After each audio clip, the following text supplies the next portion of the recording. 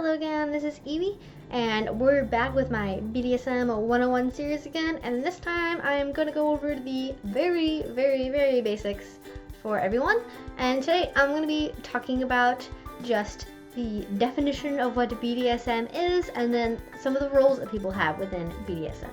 So the definition of BDSM varies depending on who you ask. It is an acronym, usually with 4 to 6 parts to it, even though there's only 4 letters in it.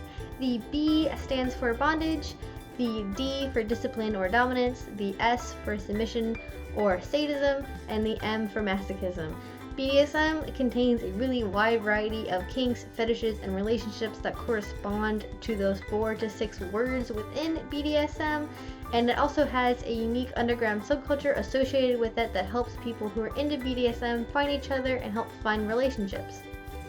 So a BDSM dynamic or relationship can involve many parts of that acronym, or it can only involve one. You are still considered part of BDSM even if you're only into, say, just bondage. Although that sort of depends on what your own mindset and preferences are. If you're only into, say, bondage, or if you're only into submission, you don't necessarily have to consider yourself part of BDSM or the BDSM community. It just depends on what your preferences are. And this has to do more with your own personal mental state than any sort of hard and fast rule that the community has come up with, some sort of threshold for being into BDSM. As far as a breakdown of what BDSM stands for, it's normally divided into DS, which stands for dominance and submission, and S&M, which stands for sadism and masochism. DS relationships are more seen as the mental half of BDSM, whereas S&M and bondage are seen as the physical half. BDSM also does not have to be sexual, although it can be. There are frequently relationships and situations and scenes where it's not sexual at all and it's still considered part of BDSM. People who participate in BDSM can frequently be divided into 3 categories. That would be being a submissive, being a dominant, or being a switch. So a submissive is just somebody who desires to submit their will to a partner, usually a dominant. The degree of submission that somebody gives or wishes to give varies really widely. They can only want to be a submissive for a single scene, or they could wish to be submissive for every day of the rest of their life or the rest of the relationship. There's also bottoms who can be submissives but are not always. A bottom is just somebody who's on the receiving end of an action in a scene. And the reason why they're not always considered submissives is that bottoms don't always necessarily involve a power exchange in the same way other forms of submission do. Within the scene itself, a submissive is often referred to as a sub. This is just an abbreviation of the word submissive. It doesn't really have any particular or special meaning or difference between just calling somebody a submissive. It's just an easier way to say the word. There are lots of different titles and roles for submissives. Sort of the first general one being a sub involves submitting to a dom for either short or long periods of time.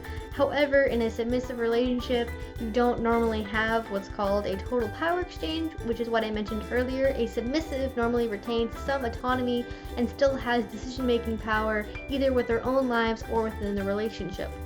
There is also what's referred to as a power balance between a dominant and a submissive, because the actual time when a submissive is giving up their power is limited in scope.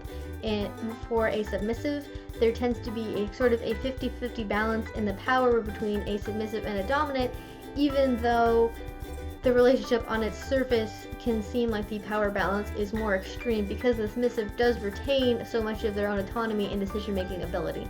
And on the other side of that, you have a slave, which is someone who has given up all of their autonomy and all of their decision-making power to a dominant. The dominant is responsible for telling a slave what to do, when to do it. They tell them when to shower or bathe in some cases. They tell them what clothes to wear, what food to eat, and they really retain none of their own ability to make decisions as a normal person would.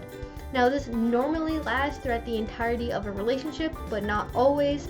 Being a slave is a really deep and committed form of submission, and it's not something I would ever recommend to someone either early on in a relationship or early on as a submissive in general, because of the fact it can be very mentally draining to lose all decision-making power over even very simple things like being able to pick out your own clothes or what food you eat. And another type of submissive is a pet. This is somewhat more like a slave than it is like being a submissive, just because of the fact it does involve a greater degree of power exchange. When somebody is a pet, the dominant or the caretaker of them is responsible for a lot of aspects of their well-being, including when they eat, sleep, go to the bathroom, etc.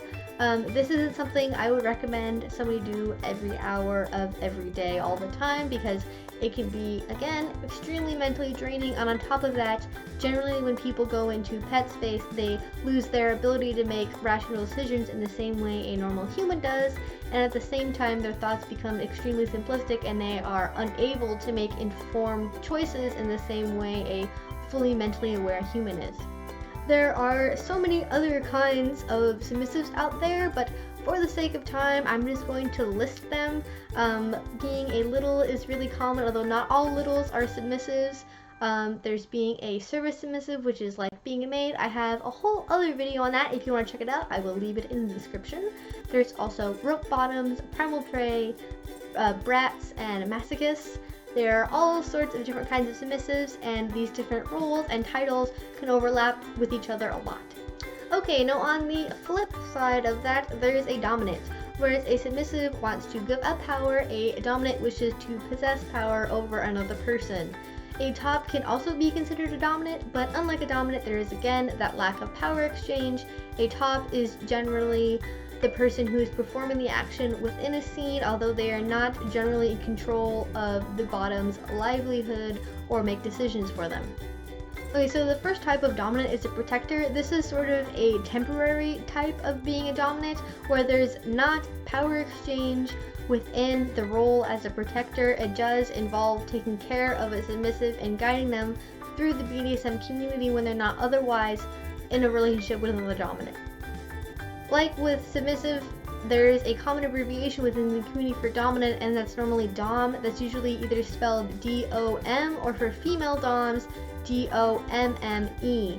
Dominatrix is not normally used within the BDSM community. That tends to be used outside of it by people who are not familiar with BDSM themselves. It's sort of an antiquated term and not something people normally use to refer to a female Dom as. But also, like being a submissive, Dom is a super general term. It can involve any of a really wide variety of preferences and fetishes. They kind of tend to be the middle of the road between the other types of dominant as far as the severity of their punishments, the degree of power exchange that they want, and the sort of things that they expect from their submissive. Another really common type, especially recently, is daddy doms, also known as mommy doms or caretakers, depending on the gender of whoever the dominant is. These tend to be the more gentle and loving types of dominance. They don't really give out super harsh punishments, at least most of the time. Their focus as the dominant, as far as the power exchange relationship goes, is not what they can push their submissive to do, but the ability to take care, protect, and love somebody. As such, they're normally partnered with pets or littles, and they can also be paired with brats, although with somebody who is dealing with a particularly strong-willed pet or a bratty little, they do tend to be a bit harsher and give out harsher punishments than sort of the standard stereotypical daddy, mommy, or caretaker dom would. And corresponding to slave on the dominant side of things is what's known as a master. This is somebody who is, I said, paired up with slaves normally. This denotes a dominant who is the head of the most extreme form of power relationship. They are responsible totally for their submissives' well-being, down to when they sleep, what they eat, and what they dress. That can be a very stressful role for a dominant because they have to not only take care of their own well-being, but they're also completely responsible for another person. And again, there are about a billion different kinds of dominants besides the ones that I just listed.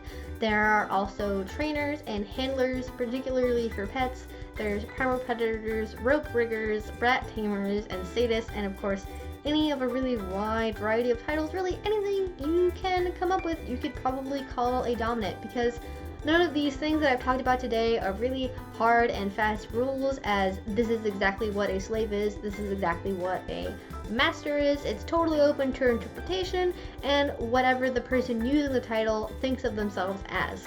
And finally, switches are just people who switch between being a dominant and being a submissive. This can either be with the same partner, and some days with them they're submissive and some days they're dominant, and it can also mean that they are submissive to some people and dominant over some people.